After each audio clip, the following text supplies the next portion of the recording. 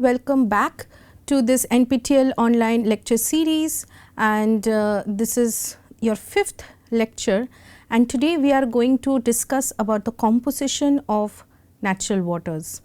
So far we have discussed the water quality, and today we are going to see what really does the chemistry of a lake, a river, rainwater, groundwater looks like, because after this we are going to discuss about the sources and the processes. Okay. So, moving on to this first understanding the sources. Now, every aquatic system, be it a lake, be it groundwater, river, ocean or a rain, they are all having different kind of compositions. Okay, their major ion chemistry, their trace element compositions, isotopic compositions are all very different. Okay, and they are mostly controlled by, first of all, is sources, and second of all, processes that it is undergoing. Now, first let us see what are the sources, okay, because sources gives the first impression of that water. Okay. So, the first natural source, okay, the most dominant natural source is weathering. Okay, weathering of rocks, weathering of soil particles, and continuous weathering of the materials that is there in the aquatic system, that controls the most fundamental chemistry of that system. Okay. So, the first impression that any water gets is from the rocks, from the soils, from what is interacting it with. So, that is the weathering is the most dominant natural controller of any river water or lake water or groundwater composition. So, other than broadly, as I have already said, that there are two distinct sources, one is natural and one is anthropogenic. Okay. Now, natural sources can be variable. So, geological weathering. So, this is a very important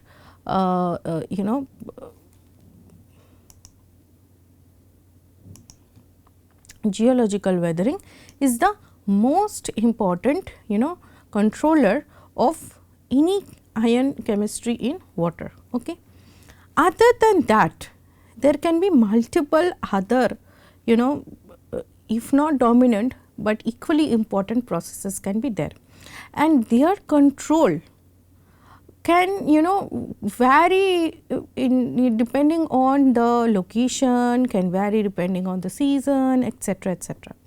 For instance, if any aquatic system is close to a place where there is a lot of volcanic activities going on, right, then that particular aquatic system will definitely have a lot of components that will be coming from this volcanic activity. Okay, a lot of higher amount of CO2, therefore DIC is alkalinity, a lot of amount dissolved sulfur oxides will be there, a lot of gases will be there in the dissolved aquatic system, a lot of metals can also be there which are rarely found. So, with the magmatic activities, they are there in the local soil, and whenever there is a runoff, rain activity, then it will get dissolved and it will get collected to the most closest aquatic system. So, it will therefore infiltrate the entire aquatic system of that region. But if there is no volcanic activity going on into nearby vicinity, or even if not nearby, even if it is far off, but there is no long range transport available to mobilize those elements to your aquatic system, then it will be free of those components. Geothermal activity. Geothermal activity is the occurrence of hot springs, Okay. So, wherever there is hot spring activity, that is the geothermal activity. So, due to hot springs, so you will see hot springs high in number in Himalayan region. Okay. There will be many hot springs. Okay. And you can they are mostly in the religious locations. There will be something a kund located where people will go and bath, and they will have a lot of religious sentiments attached to those places. But what they are is, they are a natural source of water, okay, and they are very high in certain components, okay, either dissolved minerals or certain things that you are not will not find in any other aquatic system. So, that kind of water, if it is entering into a system like a lake, a river, so that is another extra added component over the river's natural basic bedrock geology control. So, geothermal activity is not necessarily there in all close to all aquatic systems. Only at particular locations you will see geothermal activities, right. Soil and plants, they are an extremely important controller. Okay, why? Because they moderate a lot of reactions. A lot of reactions are happening, a lot of uptake, a lot of they are also giving out a lot of other this. So, basically they are modifying agents. So, soil modifies, plants will modify. Okay. So, they will modify the water that is coming and modify the runoff composition. Okay. So, suppose rain, okay, rain falls on the plants. Okay. Now, the plants on their leaves, you will find certain types of exudates. Exudates are what? The plants are going to release certain kind of materials which is not necessary for them. So, they will be there on the leaves. Okay, it will be sticking onto the leaves.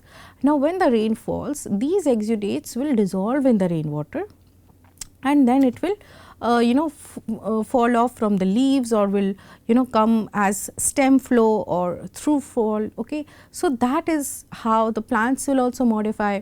Then at the root zone of the plants, a lot of activity is happening, right. So, the plant is taking in all the ions and it is reacting, a lot of reactions are going on, a lot of organic reactions are going on. Okay. So, not only the plant itself, but the entire system of fungus and all the other kind of bacteria and everything that is there, that is all living, and it is continuously exchanging materials with the water. Yes, it is giving in something and it is taking up something. So, that is a very big moderator. Okay. It will release something, it will take up something. So, soil and plants are a very important controller, and mostly they will give out a lot of organic matter. Okay. Now, organic matter has certain roles in and certain key roles for certain metals. Okay. Some metals like iron, manganese, copper, zinc, uranium, even some of the heavy metals like lead, cadmium, their mobilization depends a lot on organic compositions. Okay. So, if there is a lot of organic matter, they can get mobilized to different places. If the organic matter is settling down, they may settle down with that organic matter, trapped in that organic matter. So, soils and plants are a very big controller of water composition, and it is not only the terrestrial plants that I am talking about, aquatic plants and aquatic systems, whatever is living inside the lake or the river, okay, all the oceanic plants and all the life that is there, they are all continuously interacting with the water. Okay. So, that is these are the most important natural variables. Now, anthropogenic sources. Now, anthropogenic sources are the so that is a mobilization due to anthropogenic activities. All these are again natural, they are basically coming from natural sources, but they are mobilized to a greater degree due to our anthropogenic activities. Okay. So, therefore, we call them anthropogenic sources. The sources are of course always will be natural, okay, but their mobilization is mostly due to anthropogenic activities. And also certain chemicals, certain new chemicals that we have created in our labs that naturally does not exist, that will be an absolutely new addition. So, in industries, all these chemical industries, fertilizers, dyes, and any kind of new type of chemicals that is coming, that is absolutely anthropogenically made, sourced, and then again returned back to the environment, that is definitely of a different kind of anthropogenic origin. But otherwise, during during our activities, whatever we were mobilizing, that is also called as anthropogenic sources. For example, one of the biggest anthropogenic activity is agriculture. Okay. Now, agriculture, what is happening? We are taking up water, okay, either it is from groundwater, or either we are diverting water from the rivers. We are utilizing it for our agricultural activities, and then whatever is the waste, that goes through the waste system. Okay. But the agricultural process, whatever products are being used, say suppose fertilizers, certain kind of pesticides, herbicides, medicines and all that, whatever is being used on that particular land, whatever is the remnant residue, okay, that will also go out with the waste system and enter the if it is discharging into a lake or it is discharging into the river, that will also enter the river. Okay. So, all this are basically extra things that is coming are from the this mobilization due to our agricultural activities. So, agricultural activities, municipal waste, mining, industry, transport. Now, transport is again a extremely different kind of mobilization, because that uses very particular kinds of fuels and releases certain elements, okay, and not only through the fuel, but also from the entire vehicle systems. Okay. So, be it trains, be it cars, be it ships, be it aeroplanes. Okay. So, whatever it is there during the making, so the industry, the entire industry of transportation, okay, automobile making, whatever they are throwing out, that is anthropogenic. Okay. Then dump leachates. So, we are having a lot of places where the dump is thrown, and when water is runoff is happening, there is leaching going on continuously from that area. And most places, at least in India, still we do not follow the segregation of waste. Okay. So, separate e-waste will get thrown separately, and certain toxic chemicals and other items, toxic items, they will be disposed in a different proper way, that we still haven't we still do not work in the full 100% capacity all over our country. So, dump leachates are very common, okay, at least in the rural semi-urban areas, and certain urban areas also. Okay. We see continuously that there is leaching activities going on, and it need not be always on the metals and particular chemicals. It can be as simple as nitrate pollution going on, and phosphate pollution going on, fluoride pollution going on. So, it need not be always that it is the very dangerous toxic metals. It can also be very simple very common components, but since it is going on at a higher concentration for a continuously long period, it becomes a very difficult contaminant. Okay. Now, all of this, okay, is reaching into the aquatic systems, okay, through different channels, either they are directly going or they are going through the atmosphere. So, for example, transport, most of their emissions are in the atmosphere. Okay. Now, from the atmosphere it comes back into the system as wet deposition meaning through rainfall. Okay. Wet deposition means through rainfall, or dry deposition, it is just settling down with the dust. Okay. So, if you leave a space, do not use it for a very for a few days, you will see the dust has settled on that area. So, there is continuous dust settling, okay, and with that dust settling a lot of elements are also being removed from the atmosphere and it is settling on the earth's surface. So, if it is a aquatic system, a lake, a river, there is a lot of settlement, and of course, wet deposition, whenever there is a rainfall event or snow, that is the wet deposition. So, the aerosols and all, they will dissolve in the water, and that is called wet deposition. Now, based on all these sources, your rain, lake, groundwater, river, ocean will have different kinds of chemistry. Okay. For example, rain. For rain, there is no weathering control, right. There is only whatever is there in the atmosphere. So, for rain, what will be important? The anthropogenic sources will be very, very important, right.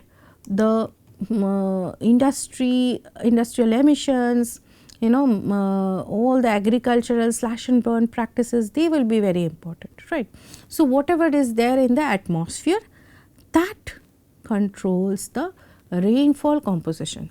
Now, once rain comes and accumulates, okay, in the lakes, then not only is the weathering, okay. So, first control will be weathering, okay, weathering of the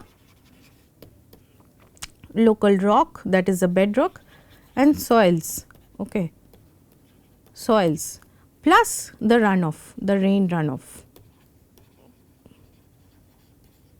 Okay. For groundwater, what will it be? Now, groundwater mostly it is hidden, it is the subsurface water. Okay. It is not having any superficial exposure. Okay. So, what will be the major controllers of groundwater? It will be weathering, okay, and it will be certain kinds of geothermal events. Okay. If there is any geothermal event going on, that is a controller. Okay. Agriculture and dump leachate, whatever is reaching down into the aquatic system, they can be important contributors to groundwater chemistry. In fact, if it is the shallow groundwater, we generally see that it has high amounts of nitrates. So, whatever is there in the fertilizer, whatever is there in the herbicide, pesticides, whatever you are spraying, the shallow groundwater can get enriched, okay, in those components over time. Same thing mining also, okay, wherever there is mining activity going on, the groundwater can get sometimes contaminated with the elements that is remaining in that area. Okay. So, the tailings that we call. Okay. So, that is continuously leaching inside and penetrating inside the soil and on the sap rock and entering into the shallow groundwater system. Now, rivers, all of this, okay, the entire natural sources and the anthropogenic sources, okay, are coming into the rivers. So, natural sources are also definitely playing a role, and since we humans, when we are discharging our waste, we generally discharge it into any river system. Okay.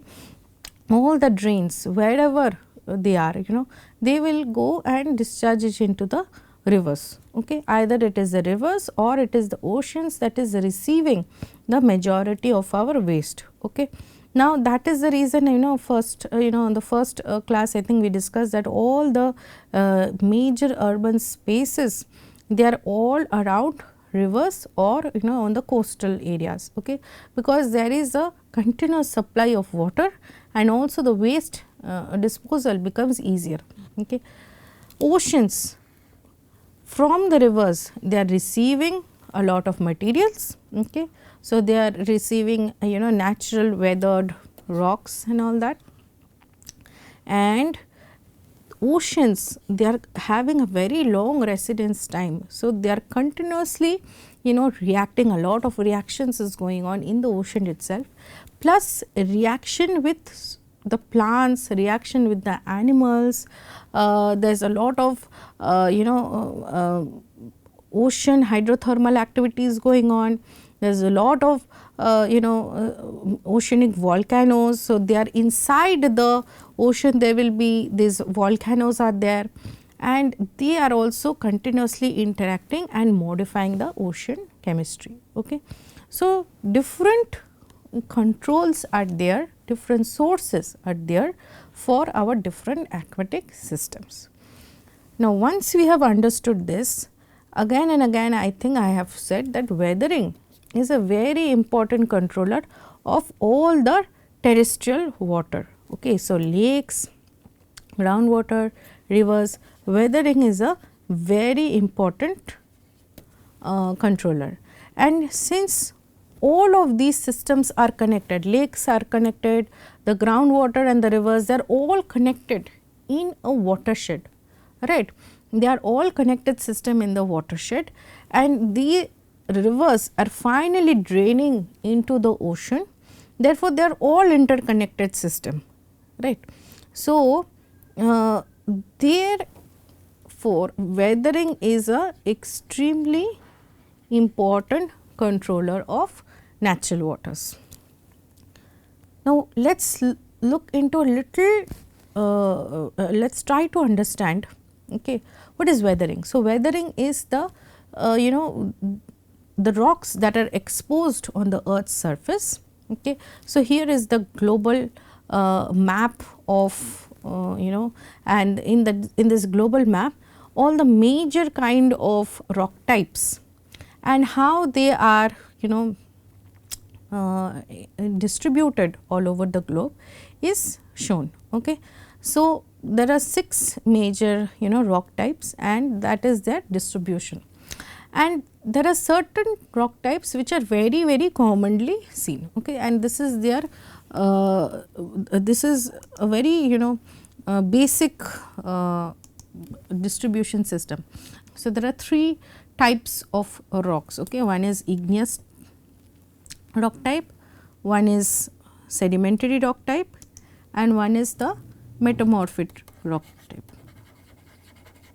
Igneous, sedimentary and metamorphic.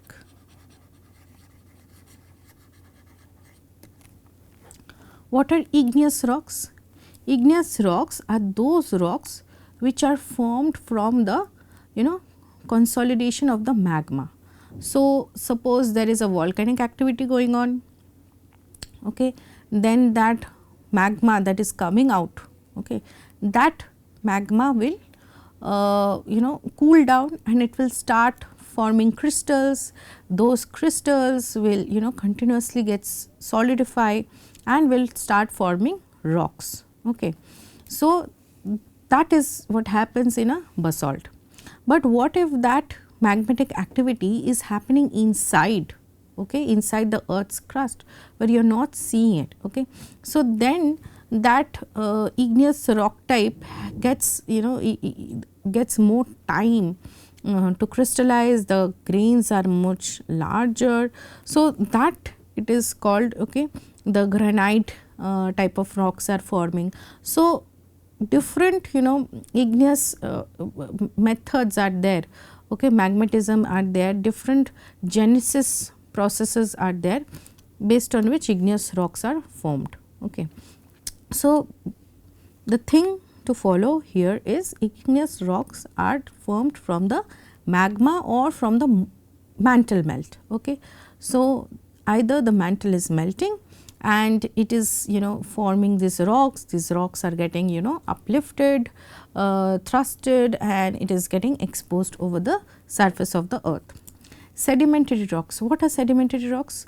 Due to the compaction of the sediments, sedimentary rocks are created. Okay. Say suppose you see a sandstone. What is a sandstone? So, the sand got compressed, it got compressed so much that it started forming a rock. Okay. So, there are different types of sedimentary rock types. One can be something like a sandstone or a siltstone. Siltstone are the particles are of silt size, sand, silt, these are of different size materials. Okay. Or it can be very fine grained. So, you can have a something like a shale. Okay. So, these are different sedimentary rock types. Okay. So, the sediments got settled. Okay. Due to aeolian activities. Aeolian means wind related activities or riverine activities or coastal activities. Okay. And then over the very long time scales, over millions of years, compaction is going on and sandstones are created. Okay. Sandstones, not only sandstones, any kind of sedimentary rock gets created. Another important type of sedimentary rock are the carbonate rock types. Okay. So, the limestones and different kinds of carbonate rock types, they get precipitated. Okay. They get precipitated inside an aquatic system. Okay. So, what is happening right now in the oceans? Okay.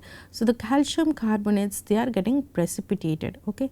And when they form a layer, okay, and they start getting again compacted and they form this stone called limestone. Okay.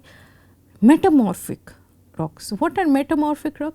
Due to metamorphic activities, that is very high temperature, very high pressure, okay, igneous rocks and sedimentary rocks, they will undergo a lot of changes. Okay. A lot of minerals will reform. Okay. They will get metamorphosed and they will change their structure and they will become very hard rock types. Okay. So, for instance, limestone, if it gets metamorphosed, it will form this marble. Okay. And as you know, marble is extremely hard rock type, right. So, metamorphic rock types are generally very hard rock types. Okay. Now, here in this chart, that is mostly igneous is mentioned. And you can see in this distribution, okay, there is sands and sandstones, either there are carbonate rocks or there are shales. Shield rocks, what are shield rocks? Shield rocks are very hard, igneous, basically they are igneous kind of rocks, igneous and metamorphic rocks. So, they were originally formed due to igneous activities, but due to tectonic activities they were metamorphosed and they are of very old, they are very old in scale. That means they will be either billions of years old, and these are then called the shield rocks. Okay. And then there are acid volcanic rocks. Okay. So, volcanic, wherever there is active volcanic activities going on, or in the past volcanic activities were active, those areas there will be acid volcanic rocks. And basalts, basalts can be due to volcanic activities, or there are different kinds of volcanic activities. Okay. There can be flood basalts, there can be coming out from the volcanics, that kind of basalt. So, if you are a earth science student, you can look up how rock types are there and how their genesis happens. And if otherwise, the main thing that we understand is that the surface of the earth, different types of rocks are exposed. Okay. And they have different kind of they are prone to different, some rocks are more prone to weathering, other rock types are not as prone to weathering. Okay. Say for instance, granite, and their compositions are also extremely different. For instance, you are seeing here there is a there is a color change. Okay. And it says felsic, intermediate, mafic and ultramafic. Okay. Now, felsic rocks are those rocks which are having high content of silica, high content of sodium, potassium, those kinds of minerals. Okay. Ultramafic rocks, in addition to all sodium, they have less silica composition. First of all, they have far less silica concentration. They have higher metal composition, trace metal composition. So, they will have higher nickel, they will have higher chromium, some will have higher iron. Okay. So, these ultramafic rocks, okay, they will have high concentration of other metals. Okay. And coarse grained rocks, fine grained rocks, they are prone to more weathering. Which rocks are more prone to more weathering? There will be a difference. Okay. So, they are getting weathered and they are adding their signature into. So, if granite rock is getting weathered, the silica will be higher, okay, as compared to bedrock where there is more of gabbro or peridotite kind of composition. So, if you are looking here there is a chart which shows the average composition. Average means what we see in general. Okay, it is not exactly these values, but again this has been averaged out. Okay. So, this is the average composition of the major cations, that is sodium, potassium, magnesium, calcium. Then there is iron, which is again sometimes considered as a major composition, or sometimes it can be a very trace element in different kind of aquatic system. Okay. Silica SiO2 dissolved, which is aqueous, and here are all the anions, that is bicarbonate, sulphate, chloride and nitrate. And here are the different types of water. Okay. So, first is rainwater. As you can see, rainwater has a very low TDS, its TDS is 8 only. Okay. And its value is 2.0, 1, 0.1 max. So, you will see maximum of sodium and chloride. Okay. So, our rainwater has high sodium and chloride and lower very low compositions of all other ions. Now, here is water that is reacting with granite bedrock, and here is the water reacting with the basaltic rock. Okay. So, here you see the differences that I mentioned in this previous slide. Okay. How different rock types, they impart different signature to different water. So, the water interacting with granite has 5.9 sodium, potassium 0 point here it is in the basalt, more sodium, more potassium, magnesium is also different, calcium there is also different, iron, okay, iron is there more in the granite as compared to basalt, silica content wise is very different, okay, bicarbonate content wise is again very different, sulphate, chloride, okay, nitrate, pH, okay, TDS. So, what this shows, what does this imply? Water in granite versus water in basalt. It is basically granites are much more harder rocks and difficult to weather as compared to basalt. Okay. Basalts are more reactive, they have more reactive minerals and also they are more easy and susceptible to weathering. Okay. And there will be a lot of cracks and joints when there is a basalt because of their genesis processes, and therefore, the interaction time that the water gets in a basalt will be higher. Therefore, the concentration of different elements will also be higher in basalt. So, now what is the average river water composition? So, here is the average river water composition. You can see sodium is there, potassium, magnesium, calcium, iron is there, okay, silica, bicarbonate, sulphate, chloride, nitrate, pH is very close to neutral. And now you compare that with sea water. Okay. Sea water has very very compositions of all the other major cations as well as anions. Okay. So, if you see river water, which is the major cation? The major cation is calcium, and which is the major anion? It is the bicarbonate, as compared to sea water where the major cation is sodium and the major anion is chloride. Okay. So, and now you see the differences between the different water types. So, this is rainwater, river water and sea water. So, you can see the gradually so much additions is happening. So, from rain to river to sea water.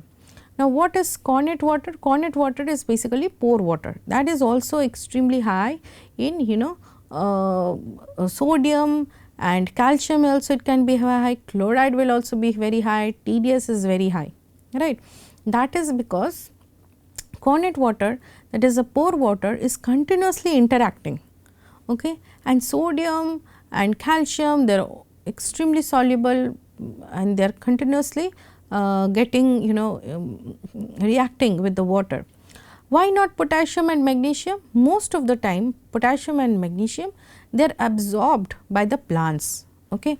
So, the potassium they will potassium will go into the plant more as compared to sodium, and same thing magnesium uptake will also be higher in the plants as compared to calcium. So, calcium and sodium they will remain in the water as compared to potassium and magnesium. And similarly chloride, okay, it is not as necessary in the biotic functions. So, therefore, it will not be as much uptaken.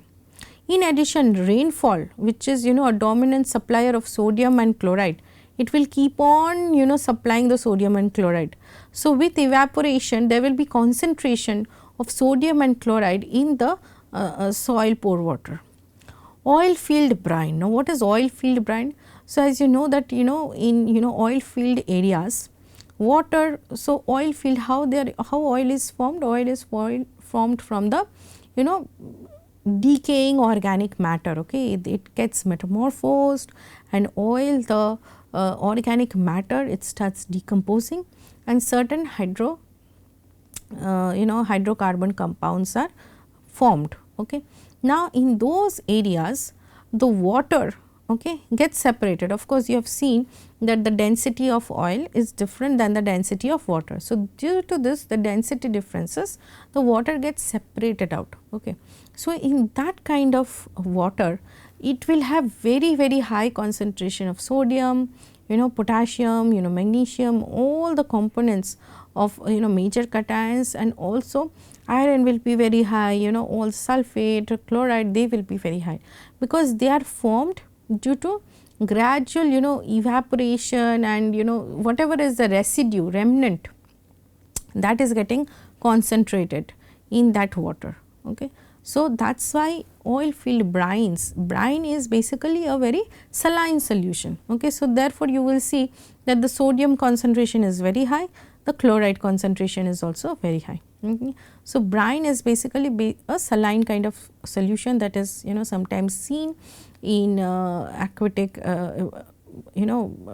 aquatic water, whatever is there in oil fields, and sometimes it is the trapped sea water also that gets in, because most of our oil fields they are within the oceans, okay. They are most of the oil fields are within the oceans.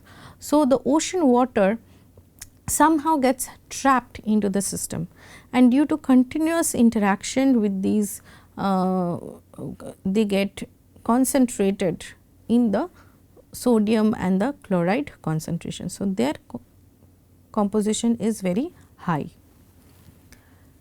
Now, given this, so if if we summarize what is the chemistry of natural water composition, okay.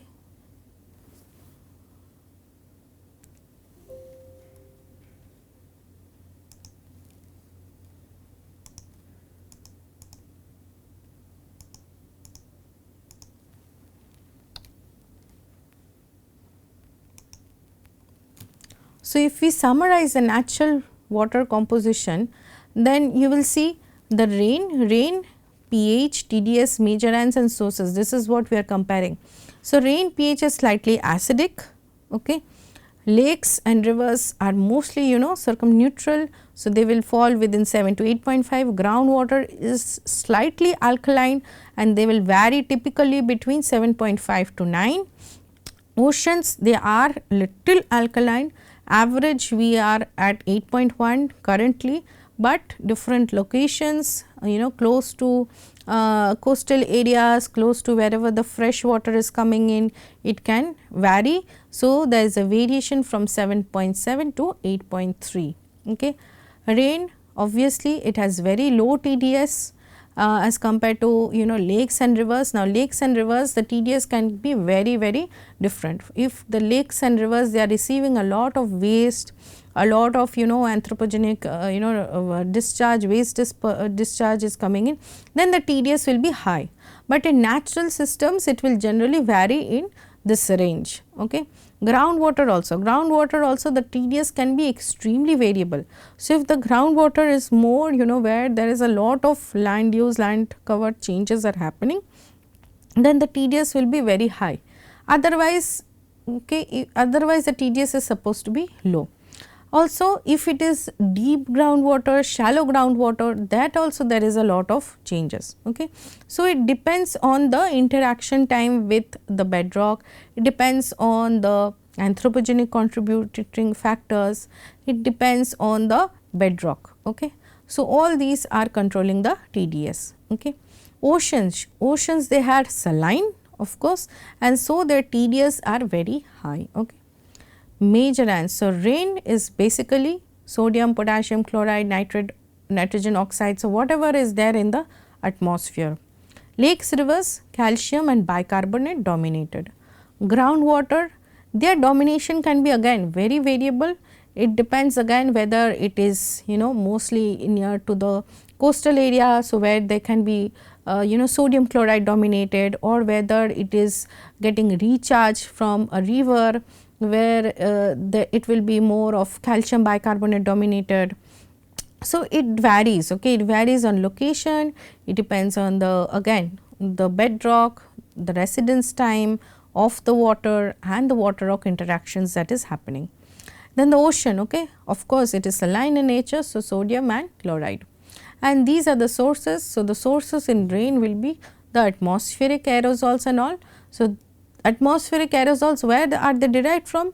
There can be natural sources, for example, there can be forest fires, and it can be anthropogenic like slash and burn practices in agriculture, all the anthropogenic emissions that is happening, fossil fuel burning, then plant exudates, naturally whatever the plants are releasing. Clay, now rivers and lakes, okay, they are, this is the weathering, okay, weathering of rocks. So, either silicate rocks or carbonate rocks, they are interacting with the rainwater and carbon dioxide, and they are forming weathered particles, okay, soil, and they are giving out, okay, certain dissolved species are getting inside the system, and they are of course subjected to biotic interactions and anthropogenic modulations. Then is groundwater. Groundwater, rainwater infiltration or snow meltwater infiltration, whatever is infiltrating, over that there will be anthropogenic stresses, there will be continuous water rock interaction. Okay. And finally, the rivers, groundwater, they will enter the ocean, they will bring all the sediments, okay, the weather, they will bring all the anthropogenic products with them. So, all the continental discharges will go into the ocean. Okay. In addition, there will be submarine groundwater discharge, in addition there will be hydrothermal vents, okay, submarine volcanic activities. So, they will again alter the composition. So, with this, in the next lecture, we will discuss more about how we from this information, okay, about the sources, we move on, okay, we move on to understand how the composition is going to look like. So, the first thing we are going to look is thermodynamics. So, see you in the next lecture.